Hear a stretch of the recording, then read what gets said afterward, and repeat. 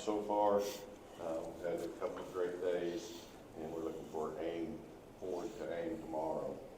Right now, we're going to have Austin Schweizer, which is a 5th generation from Sterling, Kansas. After graduating at Fort Hays University in 2016 with a degree in agronomy, he returned to his home and family farm. Austin started farming in a no-till and regenerative practice on rented acres that he farmed. Working with his family farm, they continue to incorporate and adopt regenerative practices in his operation. And he's been to my farm once here, and I know it's really helping work a lot around the Cheney Lake shed too. Also, Austin has seen how regenerative practices helped his soil stabilize, utilize water better, grow biology in the soil, and provide feed for the livestock with cover crops, and continues to reduce his fertilizer costs. So Austin really enjoys this. I love visiting with him, and you're in for a special treat. Here's Austin. Thank you, sir. Good afternoon. Everybody awake in here? I know I'm standing up here, so I'm awake. I struggle mid-afternoon. Okay, so like Jimmy said, from Sterling, Kansas. Oh, there it goes. Ooh. Family farm, primarily dryland. We cow-calf operation, small finish yard. Grew up as a tillage family. We were more of a mulch till, not so much conventional till, but we were still tilling a lot. Family started using no-till on all their spring planted crops, but they were still doing tillage in their wheat rotation. We grazed a lot of milestocks with cows, but it was just set stock grazed, nothing different. Went to HCC, got a diesel mechanics degree, met some really good friends. We went back and got farm and ranch management degrees. When we started that, I took a souls class, and I loved it. It challenged my mind. It was just stuff that I understood and I liked, and so we ended up transferring to Fort Hays, got a bachelor in agronomy. Loved it. I hated college, but I loved ag classes. So I am not your guy for gen eds, but for the agronomy side, I'm your man. Went to no-till on the plains with FHSU, got to hear some stuff, learned some things, and got challenged. And so the same year I graduated, I started farming a piece of land, extremely sandy, about 0.5 organic matter, and the tillage didn't work there. It never would work there. It was depleted. It had been farmed out. And so we started no-tilling with that kind of land, and then we backed ourselves into cover crop on accident, and I'll explain that more. Went to Soil Health U, got to listen to Michael Thompson, Nick Voss, Adam Chappell, Gabe Brown, and made the decision we're going to change things. So a month after that, Soil Health U bought a small Steiger tractor, no-till drill, rebuilt the no-till drill, and I was already doing cover crops before, but I had to use Dad's equipment, and there was no problem with that other than he was nervous about some mixes. Now I could do whatever I want whenever I wanted to. So we took the world by storm. So how we got here? This is a gravelly field just south of the town of Sterling, right off the highway. Planted July 4th, 2018. And when I planted this, we had moisture to get it up, but we didn't have anything really in the 10-day. And I was like, well, I might just wait. And my dad was the guy that pushed me over the edge. And he said, if you're going to do this system, you better get out there and just go. He said, you need to just go. And so we set the drill another half-inch deeper and hammered down. And so still got to watch the fireworks that night. We had the field planted. So back then, I was single. Me and my buddies would go check crops on a Sunday afternoon and then go to Sterling for dinner and some ice cream. So Sunday afternoons, we check crops. So this is the multi-species cover crop, like a 9-way blend. This is August 16th, so this will be a Sunday afternoon. And back then, I was really bad about taking pictures. So this is the best part of the field. We were dry. We were trending drought. And so we were stressing pretty hard. But I was taking pictures of green parts because, man, it looked cool. September 1st. So the weekend after the 16th, which would have been the 23rd of August, Buddy got married in Great Bend, Kansas. Driving home from that, we drove into a thunderstorm. And we got 3.5 inches in about 30 minutes. We got pounded. Absolutely pounded. Well, that next day, recouped from the wedding, didn't go check crops. So a week later, September 1st, we're out in the cover crop field, and that is one of those cobalt sharpshooter shovel, not too tall. And there's no water in the field. And so we had water standing in other places because we got pounded so hard. In my cover crop field, I had no water standing. And I thought, man, that is something. We're getting it done. That's awesome. So that guy's 5'6". And so we're out looking at this cover, and I'm like, man, we did it. We did the thing. This is what all the guys take pictures of. We got it. So that's a week later. So that picture is September 1st. That picture is September 8th. That guy's 6'5". And so that is when the rubber hit the road in my brain. Because what did we do? We got moisture. We got it in our soil, and then we harnessed it. We had a week of heat, and we put growth on. We didn't just sit there and waste it. We grew it. Cows showed up that winter. We strip grazed it, worked really good, and it made, if you look there, I ran a mower around there because I just didn't know how to handle it. Now we crimp and we smash around our fields, but we made a mulch. So why do we do what we do in our area? And this goes for Kansas. This is not just me, okay? Because, and probably Oklahoma with Jimmy too. You've looked at the radar on a 10 o'clock news, and there's lightning in the distance, and you're thinking, man, we might get one. And then you pull it up and you see that, and you're like, well, dang it. This is the net evaporation map for Kansas. And so it's the net. So it's your annual precipitation, or it's your average annual evaporation minus your precipitation. Okay? So I said that backwards. I'm dyslexic. Forgive me. That's Reno County. My laser is struggling. So in the top corner, I can't get the laser to shine. 30 and 29 up in the corner. That's where we're at primarily. So we have 30 inches of evaporation after our annual rainfall. I'll say that again. 30 of evaporation after our rainfall. So that means we could potentially lose 54 inches a year if we did nothing. Absolutely nothing. And so that is another one of those deals. When I learned that, it solidified in my mind what we're doing. So this is what we're doing. And this is the simple version in parable form that we can talk about. And every time you look at cover, I want you to think, how do you bake a lasagna? Okay? So we're going to ask the crowd, how do you bake a lasagna? You don't? Your wife does. We're going to leave that, and we need somebody else. We don't want to unpack that today. So what you do is you put all the ingredients in a pan, right? And you throw it in the oven, and you bake it, right?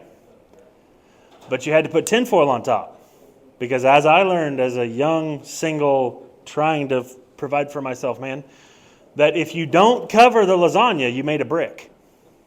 Because the moisture from the ingredients will lift and will dry out. Because you have heat bearing down on it, and there's no way to hold the moisture in. So you have to have tinfoil. You have to cover it.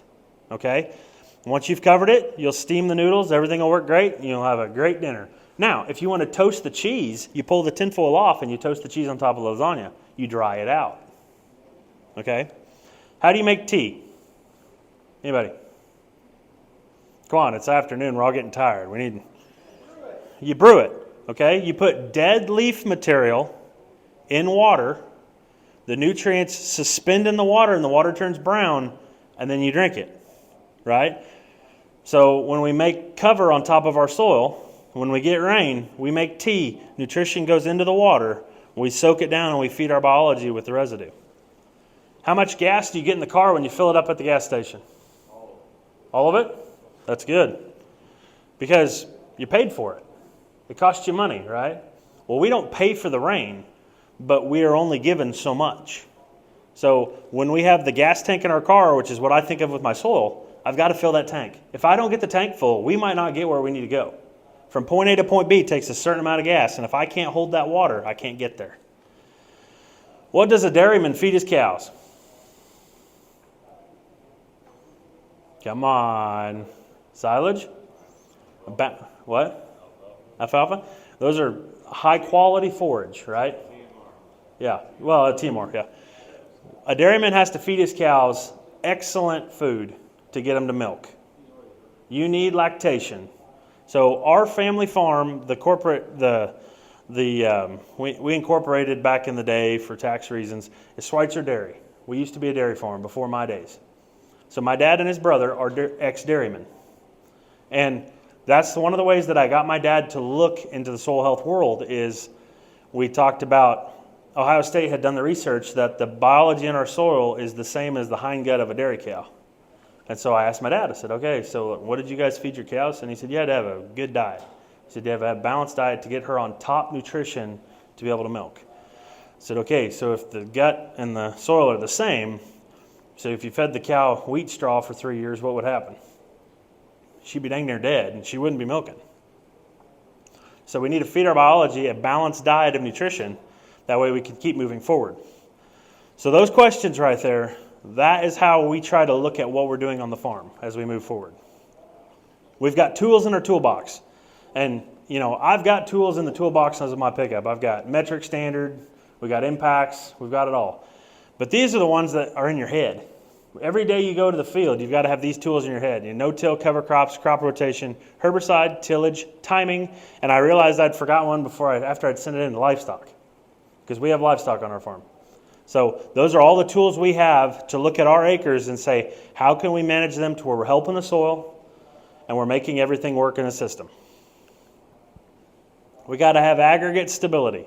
We got to have infiltration. So there's cover on there and the soil looks great. It's got the chocolate cake feel. It's got macro aggregates along with micro.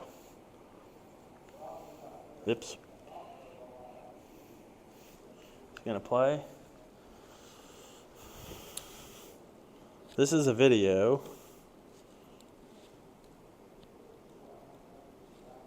The sound is not working. Perfect. So we're on a wheat field here. We're doing an infiltration test. And this study field we had in the General Mills project field. In 2019, we could not get an inch of water in the infiltration test in under like 2.5 minutes. We just gave up. It was a brick.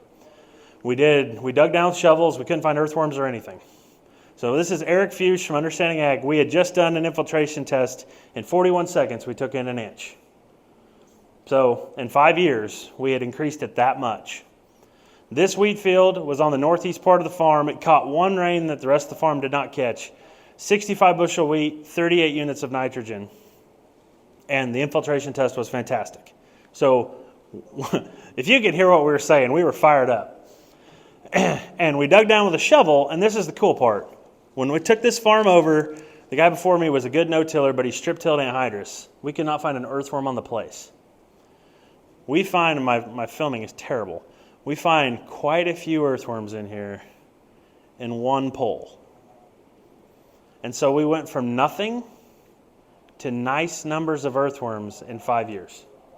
So now we're taking in, we can fill our gas tank. We have lasagna covered. We make tea every time it rains. And I'll show you guys here. Well, remember this field. We'll have pictures a little further back. Those are aggregates, right? Do you think you can get water in those? I don't think you can. This is me playing around, and Jimmy taught us this when we came to his farm, a little magnifying glass that goes on the back of your camera or your phone. That is my thumb. Those are the ridges on my thumb. That's 80 times magnified. That is our sand. And so you can literally see the pieces of glass that are in the soil that we look at. So we have micro aggregates, right? But you see all that sand. Where's the nutrition going to come from? We're going to have a biology, and we're going to have to hold water.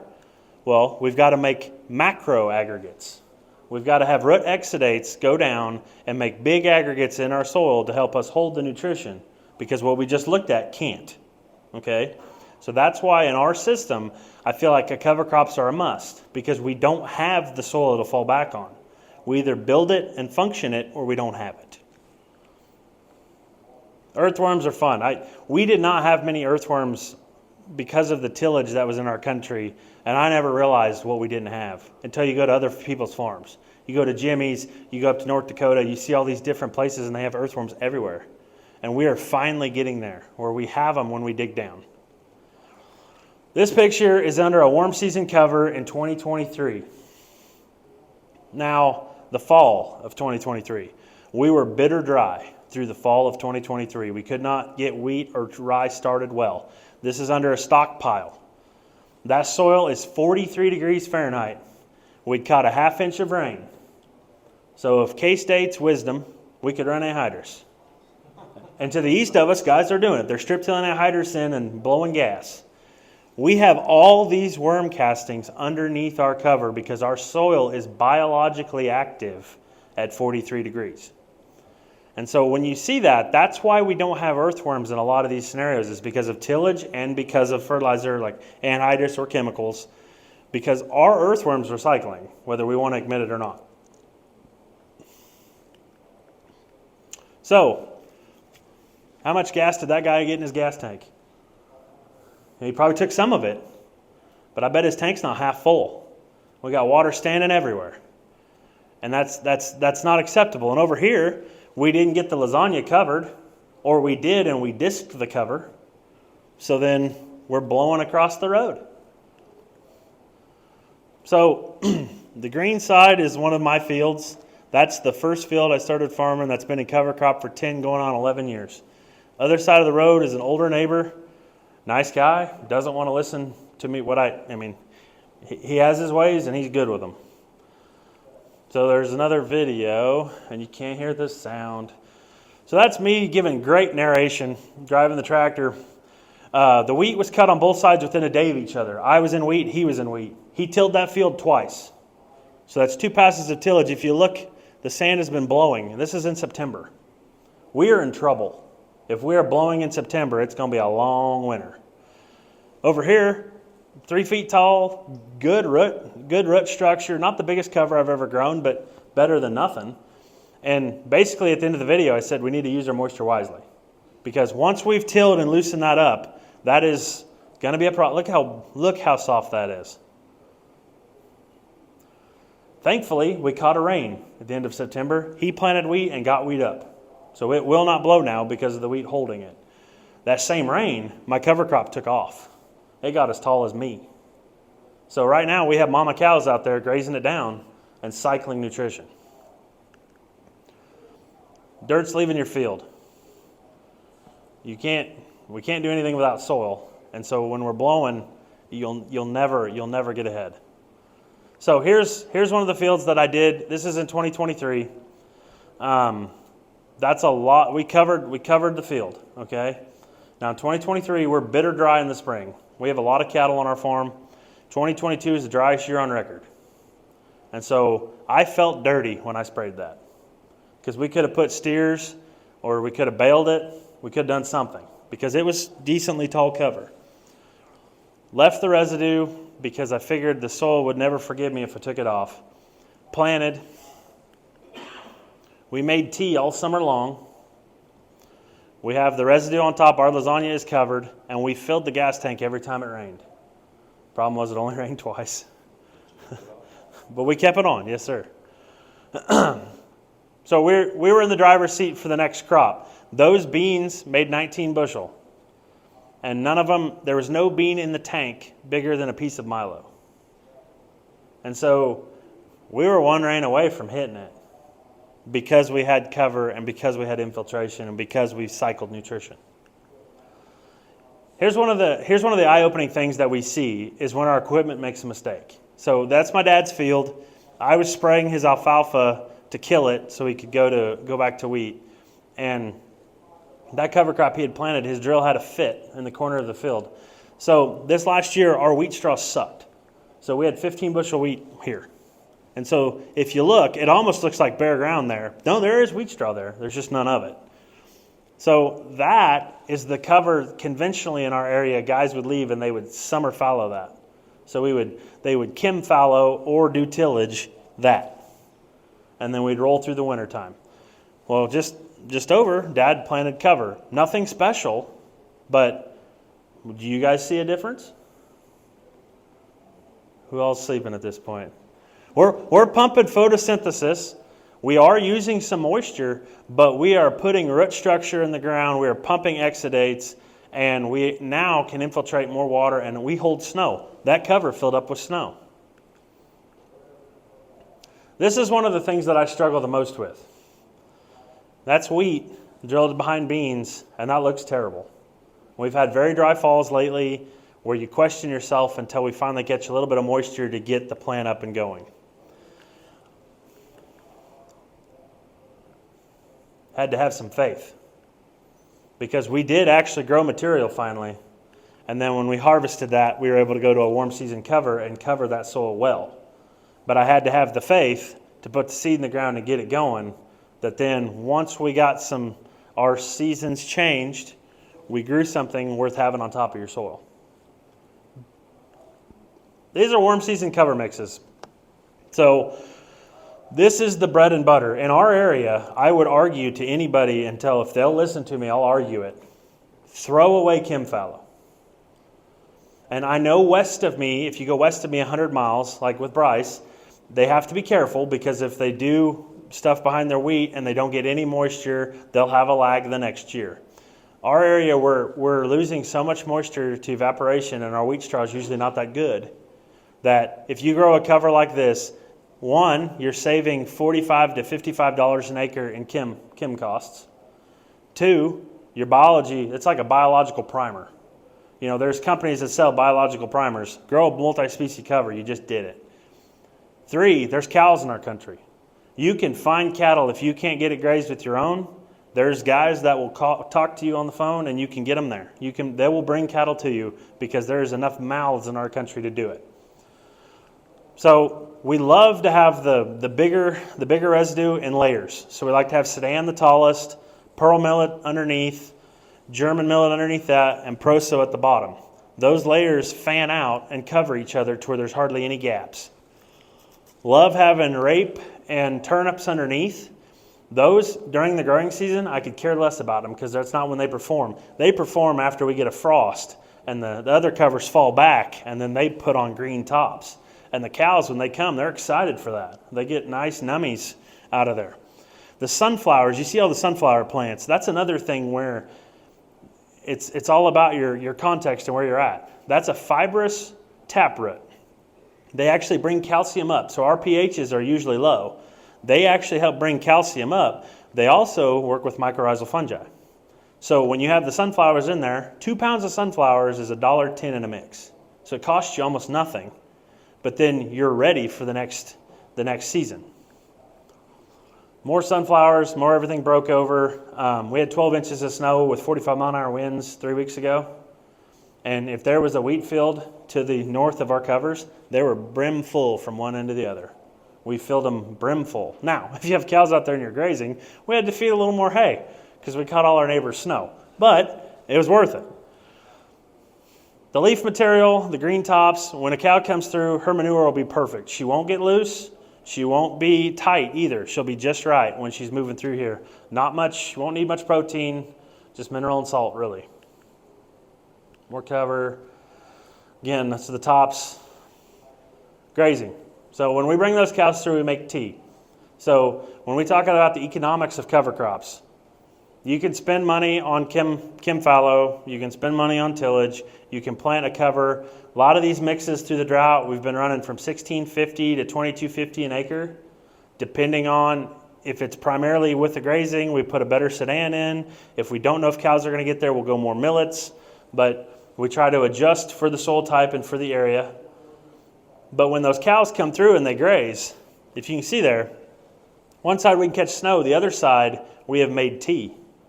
Every time we get a rain from here on out, the biology that came out of the cow and the cow paws, the crap and the urine, and then all that plant material that was standing up.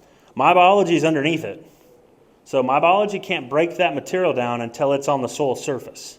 And so those cows coming through are doing us a service. They're getting that mineral, the nutrients cycling from that cover to feed to my next crop. So on our farm, if we go to soybeans behind a warm season cover, we need nothing. The only thing we might put on is a little Pell lime for calcium. But our micronutrients, macronutrients, everything is fine because we cycled so much nutrition from that residue with the cows back into the soil. We started moving cows with polywire. We tried to strip graze everything. We're not perfect, but we're moving every 3 to 5 days. And the reasoning for that is we have other things to do. But if you go like every 3 days, when you look at milostocks, the first day that the cows are there, they eat grain. They go through and find all the heads we missed. The second day, into the third day, they're eating leaves and chewing on some stalks. And so if you move them every 3 days on milostocks, they're always in peak nutrition because they're always getting fed high-end nutrition by the third day. Every time we move them, they always reset themselves. And so on an 80 conventionally in our area, people throw a fence around it, drop 2 water tanks, turn out a herd of cows, and they come back in 3 or 4 weeks and move them. Well, the first week they ate grain, the second week they ate leaves, and then the third and fourth week they chewed on stalks and were cantankerous. So by doing it this way, we gain about 10% grazing, but our cow quality and our cow conditions stay at peak. The covers, I can't stress it enough. Like if you can't get cows to graze your covers, I almost think you ought to roll in a roller or something over the top. Because when we get that soil surface covered in that material, we make tea, and the biology can then break it down as they touch that soil surface.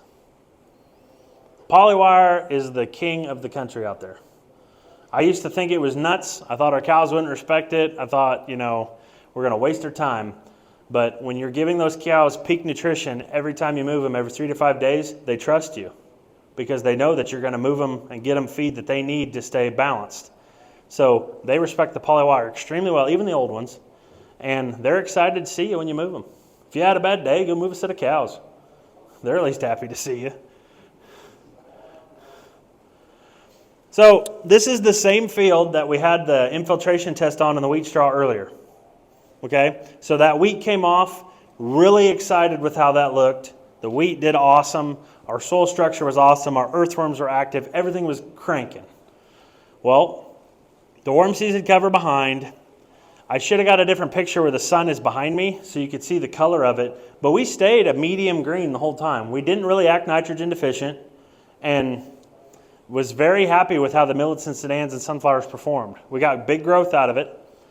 And then if you look here, again, there's laser. So that's the same solar panel.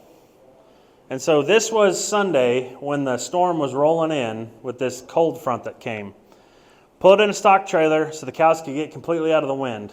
Pulled up the polywire so they had all the fresh feed they'd want. Not a cow is behind that stock trailer. Not one. They're all laying out here. You can't see them in the picture. I'm standing on top of the pickup, but they're laying out here in the field between the sunflower thickets and the sedan and the millet, just happy, chewing their cud, happy as clams. So they know what they want and they tell us what they want. This is the same field. So before we cut the wheat, this is one of the experiments we were trying this year. We were playing with it. So if you guys will work with me here for a second, there's a line right there. Okay? And then there's kind of a line right there that goes up like this. So there's kind of a rectangle here. There's a line with nothing. And then there's kind of a rectangle right here that's lighter green. Okay? So the bottom, so that rectangle right there is where we applied sea salt. And we're trying to see if we could get a response from our microorganisms in our soil by moving nutrition across the cell wall with extra salt. And if you look, right there, so the field made 62 according to the combine, and that highlighted square right there made 58. So we saw about a 4 bushel difference where we applied sea salt and not. And that's the only difference there. Normal fertilizer on the rest of the field. Now, this highlighted spot is where we put granulated dry humic. And so I drilled the whole field, and I got to where I was right. I drilled the headlands and then worked from north to south to there, and I ran out of seed. So I ran home, loaded with seed. Well, then my humic had arrived. So we put humic in the back tank, set the meter for 30 pounds, and we finished that part of the field with it. And we saw a 5-bushel bump by doing that. So we were excited. We thought, man, this is going to happen. With those yield differences, you couldn't see a difference with the naked eye. We could not see a plant health response until the harvester got there to tell us there was a difference. Now, there's the dry humic and there's soybeans. So when I planted soybeans this year, we had them in one tank and we had the dry humic in the other tank, and they go through together into the soil. And so that's why the soybeans are speckled, because the dry humic pieces stick to them and treated them. So those were naked beans with dry humic. That's all we did. This is a soybean plant planted 9 days previous. That's the root structure we've got going. This is behind a grazed cover crop, multi-species. And there's a chunk of dry humic right there attached. The roots are holding on to it. Thought that was pretty interesting, right? Well, the population on these beans, we dropped 99,000. We got 95 up. And if you want to be uncomfortable the entire growing season, grow beans this thin. Because the whole time you're looking over your shoulder like, whoa, we do not have canopy. We are struggling. Well, went on to the growing season. These are the beans. Very short. Very short. Nodes are tight because the plant was healthy. And you can see them out. There's gaps. And I don't know that I'll ever go below 95,000. That was a little scary. But on that same field, behind the tree grove, we shut off the humic in one spot behind the trees, okay? Combine got there. I didn't tell the combine that we had. So he cut it. I said, hey, is there a spot like west of the tree grove that you can kind of see? And so he sent me this. I said, yep, you're right. That's where that was at. So we put it in the computer, played with it some, and we saw a 5-bushel bump from where we shut it off to where the rest of the field made. Okay? Now, I'm not standing here to sell carbon. What I'm going to explain to you guys is where I had grazed covers before, we saw an increase in yield with the carbon because our biology could break it down. Where I had just no-till soils, when we got dry, we saw no difference with the carbon. And I truly believe it's because our biology couldn't cycle it. We didn't have the biology to cycle it because we were dry so much of the summer. Yep. So you're saying, just to clarify, you only seen the response where you had the cut, correct? That's what you said. Right. Because you would have had a living root longer. Right. Host for the biology. Host for the biology is so then when we put that in there, the biology was able to break it down in a low water environment. Where you didn't have it. Right. And so we put that dry in the furrow on the wheat and on the beans, and like the beans have no other nutrition. That was the only difference we made. And so I truly believe that the extra biology we have from our covers is helping us cycle nutrients to feed the plant. Was that this last year? This last summer? Yes, this last summer. Yep. So our sandy soils, we've tried carbon, we've tried biologicals, we've done all sorts of things, okay? This was a corn trial we did, I think it was in 21.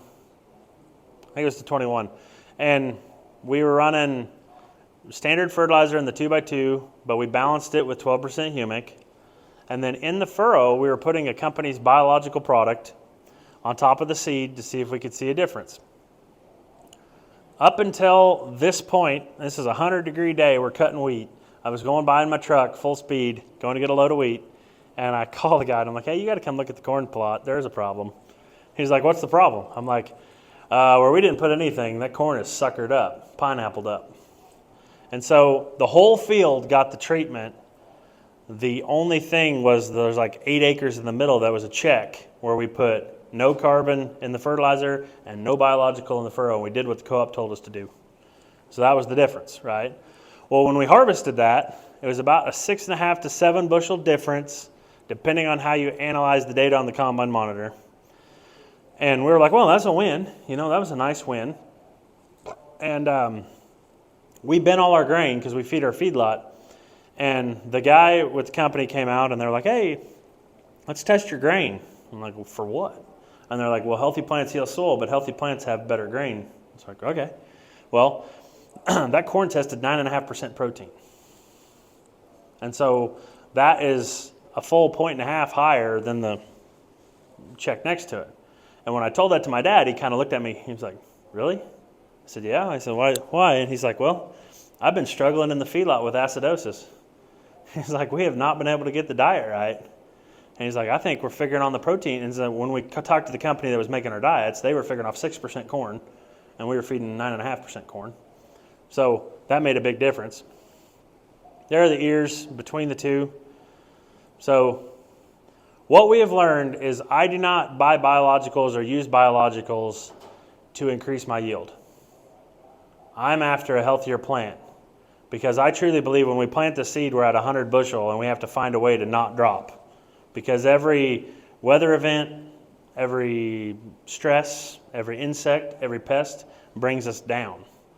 And so the healthier we can have a plant, the more yield we can save when we get in those tough environments. These are wheat plants. Again, when you looked at the field, you couldn't see a difference until you stuck a shovel in the ground. It's just a biological on the seed. We saw no yield difference. So that year our wheat died. We've had a lot of that lately. So this wheat made 15 or 20. And so there was really no difference between one side or the other than that plant was pumping more exudates. I know it was. So, I mean, that's good for our soils, but, you know, for our pocketbook, we have to figure out how to finish. We need rain. This is a different idea. So I sell cover crop seed with star seed. And so a lot of guys call me and we make up blends based on how they want to graze or what they want to do or, you know, whatever wild idea they have. We try to, you know, bring our minds together and make a mix that'll work in their environment for what they want to do. This was a buddy east of me, and he grows corn. And he's got a 1790 planter. And so we put radishes on his corn rows on 30-inch. And then his in-between rows, we put a 5-way mix. We had millet, sudan, sunflowers, and mung beans, I think. Maybe cowpeas too. Or no, buckwheat. We had buckwheat in there. And we put that in the bulk tank. And then on his mini hoppers, he just dumped bags of radishes in and went to town. And so the whole time, when you look at it, you're like, oh, that's kind of neat. You know, that was a good idea. And then it froze. And that cover broke over and fell down, and he had the radish tops in row. And his precision planter was able to singulate radishes. That was at 40,000 pop on the radishes. And worked great. He planted corn on it, had great success. So the year he did this would have been, he planted that corn and harvested it in 23. Loved it to death. But he was so dry that next summer, we were able to plant a cover in his country. They never got relief enough to get a cover planted, which was sad. So he planted rye, and he was kind of a rye guy before. So I'm excited to get him doing more warm season stuff, but the weather has been tough on us. This is one of the last things I'll talk about. So this is our hay crop. So I used to do pure millet or pure sudan, and through learning about soil health and how the plants work together and the biology needs to be fed. This is sudan, pearl millet. I think there's German millet underneath it, sunflowers, cowpeas, and mung beans, drilled for hay. Because when we calve, we still have to feed hay for 25 to 30 days, depending on the weather. And so I want to have some supply held up that I can utilize later. We have never cut this and had it high in nitrates. Now, as soon as I say that, we're going to do that next year and we'll have high nitrates or something happen. But this was run on the swather in 22. 22 is the driest year we've ever had on our farm ever since we've taken stats. And I still got enough tonnage to make hay to feed my cows. Even though a lot of things died in our country, we still were able to hay this, make some hay, and feed our cows because of the diversity. And the other thing we've noticed with the diversity hay mix is when we rotate or we plant something behind after we bale off because we want cover, so we put wheat or rye behind it usually. When we do a regular millet or sedan or sorghum silage, our soils seem absolutely depleted afterwards. Like there's no gas in the tank, no energy to do a dang thing. Well, when we do a multi-species mix, we seem to have a lot more vigor in the wheat or rye behind it, or even triticale. And it seems like our microbes were fed well enough that yes, we took the nutrients off, but we didn't leave ourselves in such a hole that we couldn't grow our way out of it. This is the last thing. So when I was young on my soil journey, this was in 2019, I planted all this cover and we were going to bring cows and graze it. And I am not in charge of the cows on our farm, so I did not have the clout to get them there to graze it. So this sedan was setting seed. I am mad because I grew this for cow feed and no cow wants it, I guess. Or no family member with cows wants it. It doesn't matter. So anyway, we bought a stock chopper and we flipped the blades around backwards to where they're blunt. And we hooked it behind. That is a 9250 Steiger. So that's 13-foot tall tractor. And we went out and we laid down biomass. We smashed it all flat. We chopped silage by day, and then I came out here and I smashed all this that night. Got done at like 1 in the morning. I was proud of myself. You know, it was a windy night, and that stuff was dancing, and I was following the auto steer, smashing it down, and I was just proud as punch the next day that I smashed all that down. And if I would go back and I know what I know now, I'd have called a neighbor or somebody and gotten cows there. We should have put cows there. But why I put this in is we've been in drought for 4 years now. We have been in struggling, crippling drought for 4 years where we're at. And we've still been able to grow stuff, and we've still been able to function. Not well. I'm not telling you that we're having big yields. But where we've been doing practices, we're still harvesting crops. Okay? And so 22 is the driest year on record. The field here, 30 bushel soybeans behind cover. And they were not taller than my cowboy boots. When we got there with the combine, we thought we were doing an insurance job, and they still yielded. And so the longer we've been doing soil health on our farm, and fields have been in it the longest, the more they keep coming back. They're, what's the term for it, Jimmy? What? Resilient. They are resilient. That is the one I was looking for. And so what I say with my presentation is we're sandy, so we have to follow. We have to cover lasagna, we have to make tea, we have to fill the gas tank, we have to feed the cows, right? But the longer we do that, the better our operation functions. And so on other operations, whether you have heavier soil or you get more rain, there's other problems you will deal with that we do not deal with. But we all look at it the same way. We have to make it all work in our operation. And so the longer we farm these fields, the better our infiltration gets, the more residue we have, the more carbon we cycle, the more residue or crop we can grow, the more we can grow, the more we can put back down.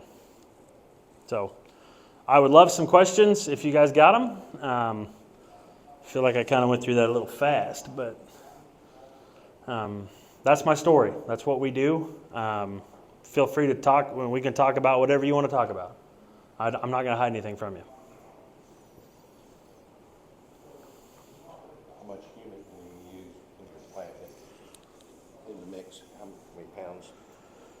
As dry humic, I've never been over 30 pounds. And so like last year, that figured to like $14.50 an acre. We've never gone over that. Some people say to do like 100 pounds an acre as a shock treatment. I would rather use it instead of as an amendment, as an input. And so that's why I do it at the lower rate and figure my biology will make it work for me as we go. We put 12% liquid humic in every ounce of nitrogen we run.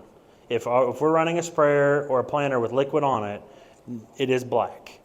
Because when you add that carbon to that fertilizer source, you bond it. Once you've bonded it, you've made it safe for the biology, and we're sandy, we don't leach. Yes, sir. Do you do that in top grass weed? All the time. All the time, okay. If we're going to pump a gallon of liquid in the trailer, you need to put however many ounces with it. And so every time when we get a tanker load in and we start loading trailer to go run with the sprayer, run with the planter, run with whatever, the drill, we're adding it. We have a cage tank on the front of the forklift and we're pumping it in with the meter. Usually close to an ounce per unit of nitrogen, but it kind of changes. Like in a starter, we might do a little more, a little less. It kind of depends, but generally around there.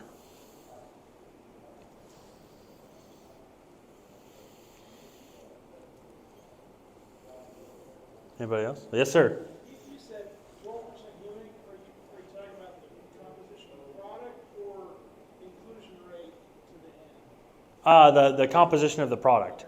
It's a 12% liquid, and then we're putting it in we're putting it in the mix at like I was just saying there, like an ounce per unit of nitrogen. So. Is it just humic or does it have fulvic? The product we're running is, it's just humic. There's a small amount of fulvic with it. But like if we were going to foliar feed, we could add fulvic to it. But if we're just streaming or running it with the planter, we just keep the humic. You're putting sugars with it. That is 2025. Yeah, we're going to try to put some molasses with it. And we learned from this guy named Jimmy Emmons this summer. And so we're going to try to add some sugar to get a boost for our biology and get that presence started, and see if we can get that in the plant. But that's the next hill. That'll give it carbohydrates. too. Yes, sir. Yeah, C6H12O6. So, yeah. The one thing about the carbon. So like our sands don't have carbon. Oh, this was the wrong presentation. Sorry. So there was a no-till 2 presentation that had a soil test in it, and this one didn't have it. I had a soil test. We'll back up. So I had a soil test on a sandy quarter I took over, and one of the samples was 0.3 organic matter. The strip in the middle was 0.2 organic matter, and the strip to the north was 0.5 organic matter. And so the interesting part on that is it's the same quarter, but 2 different family members used to own the 280s. And so the ridge in the middle is the blow ridge. It is not naturally occurring, and they would both plow. And so if we had a south wind, the south side would blow. And if we had a north wind, the north side would blow. And the sand accumulated in the middle of the quarter. So when you look at the quarter, there's a crappy strip down the middle that I can't farm for spit, but it's not natural. So the natural hills on the field have responded to the system. The blow ridge is, we have cover on it. It doesn't blow, but there's no subsoil. It doesn't function very well. And I was going to show that to you guys just so you can see that we don't have the organic matter. We don't have the readily available carbon in our soil. That's why we amend the way we do to try to get past that. That's why cover crops are so key. Is because when we have photosynthesis, we pump carbon with the exudates. My crops can then use it because I don't have it. If I had 5% organic matter soil, I'd plant cover, but I wouldn't have to. I have to. If that makes sense. Yes, sir. On the hay mix you do, I realize it's sunflower is great for the soil. How do the cows like them, and how does getting that to dry down? We've never had much trouble on the dry down, just because they're usually about in this stage. So they've put energy into the head, so they dry out pretty quick. We run a massey swather with a steel crimper, so usually it breaks the stem pretty decent too. We thought they wouldn't mess with them, but they do. They do eat them. When they're in a mix and we put them out there to graze, the older cows will walk around and take the heads off of them because they need that nutrition. In the bale, they don't sort, but like when they find one, you watch them eat it. But they're not like digging through the hay trying to find the sunflowers. They just kind of eat it as they come along to it. But like the cowpeas and mung beans, they seem to like those as well. So I was kind of on the fence thinking that they were low quality, but they do a lot for my soil. They don't cost me much. And our cows, they seem to tolerate them or like them. So, I have stuff on my plate that I eat last, but I still eat it. What would be your seeding rate? So we would be like 4 pounds of sand, 5 pounds of millet, probably, 2 pounds of sunflowers, 5 pounds of mung beans, 5 pounds of cowpeas, pound of German, probably, in there. I mean, as we've gotten drier, and like the first year of drought, I was trying to be Mr. Positive and stay where I was at. And it was like the Lord was beating me down and like, learn to do more with less. And so our seeding rates have dropped because we've learned as we have less plants out there, they express themselves better. And so, you know, I'm probably in that 21 pounds now. Do you notice that your mixes handle the crappy weather we've been having in summer better than just a straight sedan mix? Oh yeah, no, that's this year when we did this. Dad had extra millet, so he went and seeded some behind wheat, and it died. It died, and it was so toxic when it died, we could not touch it with cattle, and I mean like not even let them get out. So then that went back into the soil, and we utilized that. But we learned hard that year that the mixes are the only thing that really did well. The other stuff lived, but some of it was toxic.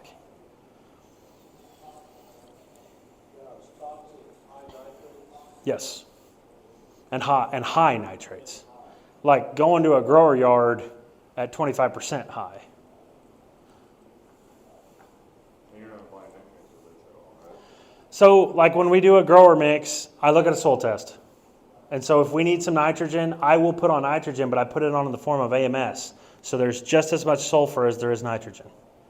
Because the one thing I have learned is on forage, if we need to grow more forage, sulfur helps keep us safe. And so like, I don't remember what I put on here, but I probably put 40 or 50 pounds of AMS if the test showed I needed it. If I've got 30 or 40 units of nitrogen in my soil test, I won't do a thing on a Haney. I won't do a thing. But if I'm a little low, I'll add like an AMS, dry AMS.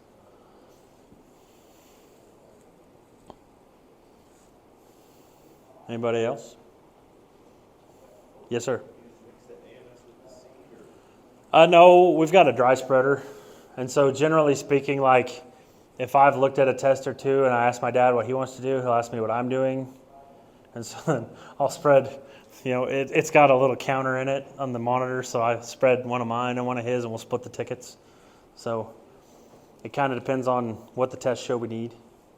But I always, if I'm going to dry spread, I dry spread right ahead of my drill. So when I drill behind, I incorporate. And then when we get a rain, we're fine. So it's kind of low tech, but it works.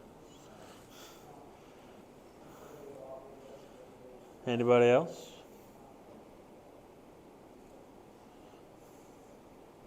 Anybody got a burning question that has nothing to do with this? Because Jimmy will answer it. Yes, sir. Yes, sir.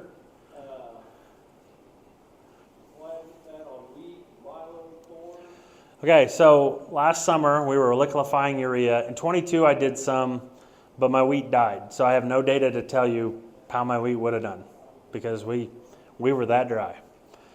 When my wheat died in 22, it had 2 passes of liquefied urea on it.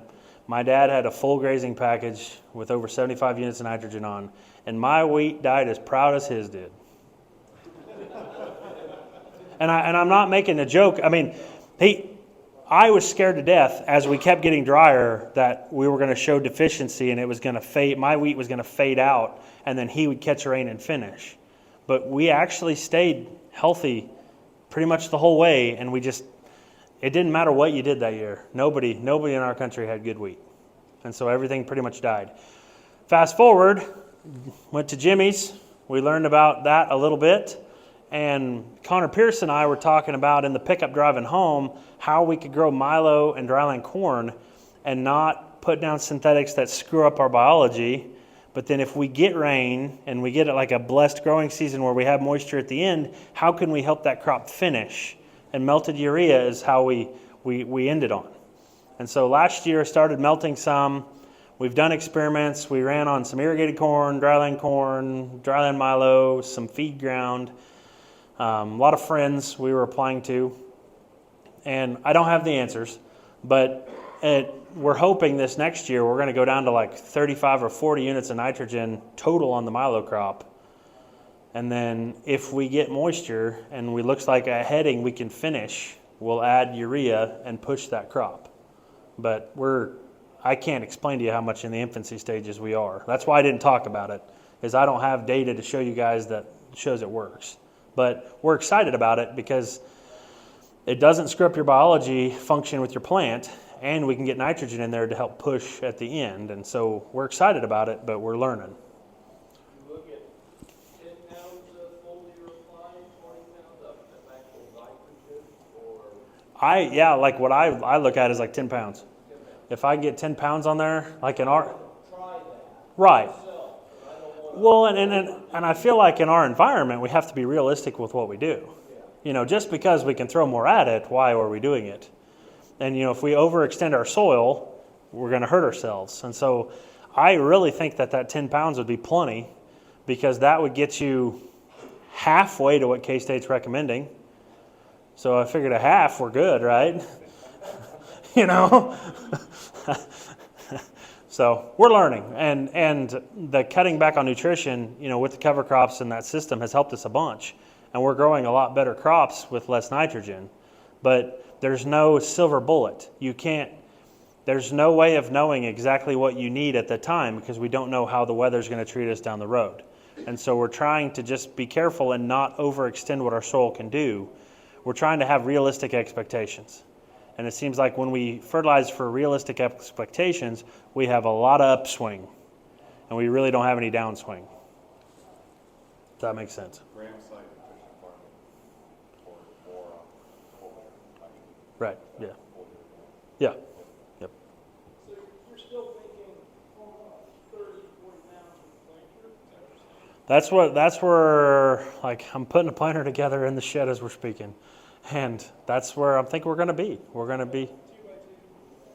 yeah, well, 2 by 2, and then we'll put biological in the furrow on top of the seed of some form. I mean, carbon, basically just carbon. I mean, when I say biological, I mean carbon with bugs in it, because that's the carbon is what we need in our system. And you run 28% or 32 Where? in for your nitrogen. We won't put any of that in the furrow. We'll put it at 2 by 2. Yeah, 2 by 2. Yeah, we'll put like either probably 28. I think I have 28 contracted. That's probably what I'll use. Usually we're by summer and with Milo we're using 32, but since I've been backing off nitrogen on Milo and everything else, I have wheat top dress left over, so we've been running 28. Like 90, and like a 90-10 blend, so sulfur with it. As thiazole? But yeah, it's thiazole. Yep. So in these dry years, do you feel like you're carrying over any N that you're not using from previous? So back in the day, we had nitrogen left over all the time, and we grew huge radishes. I mean, you could grow a radish the size of your leg, you know, and that is a tuber that's stockpiling nitrogen. And now I can't grow a radish to save my life, because we're not carrying that much over, because my cover crops are soaking it up. And so, like, if we're not throwing a ton of nitrogen on wheat, when we grow the cover behind the wheat, my tubers don't get huge, but my grasses can finish and perform. So that means we're cycling nutrition with the biology, but we're not getting nitrogen heavy. And so when you look at my soil tests, it'd be shocking for me to have over 20 to 25 pounds. We're cycling all the time. Yeah. And so the more we cycle, that's the whole thing, is once the system starts, once you're cycling, you don't want to stop, because when you stop, then you'll have to add more nitrogen.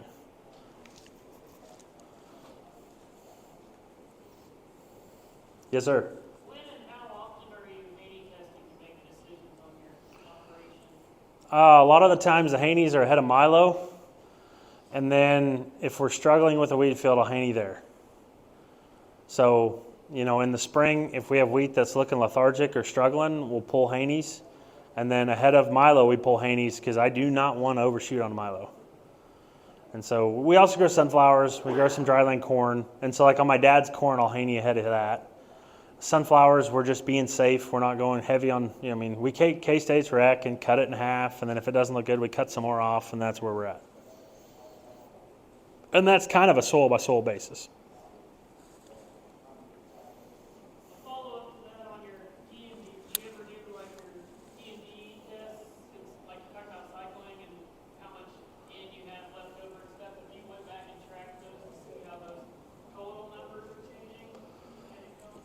we've done totals on some fields, but I've never redone them to see how much we changed, I guess. It would be interesting to know. But like on a standard test, I'm not going backwards. And so that's where my confidence kind of comes from, is we've been through tough years and we're not going backwards and we're still functioning. So I can't wait till it rains. Do you utilize like tissue tests or sap analysis in season? We've done some, but like in 19 and 20, I thought that was the next thing we were going to do and push. And just year after drought, we've kind of gone to the basics. You know, I'd rather answer the 4 questions and have my soil healthy to where I don't have to worry about it. And so that's kind of, we were headed that way, and I think we got humbled, and I had to learn how to do it the hard way. And I think now it made me a better man, because we had to learn how plants cycle, and we had to learn how the soil functions when it gets dry. We had to learn how crop rotations actually matter in the long run, and now we know that. So I hope we're better now. Does that stop me? We need to stop? Oh, okay. We need to stop. So I think that's it.